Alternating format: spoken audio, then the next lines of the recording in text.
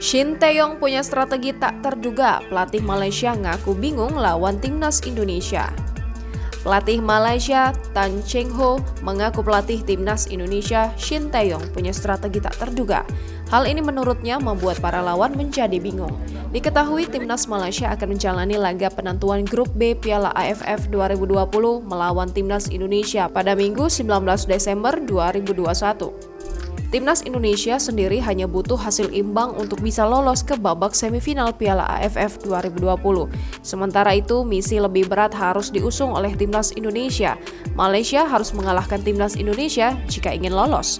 Demi meraih kemenangan atas Timnas Indonesia, Tan Cheng Ho mengaku tak peduli dengan permainan cantik. Namun, Tan Cheng Ho menilai jalan Malaysia meraih kemenangan tidak akan mudah.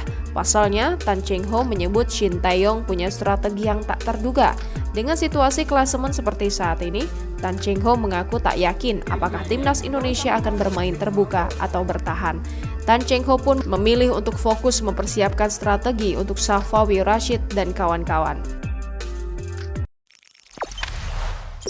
Jangan lupa subscribe, share, komen, dan like ya!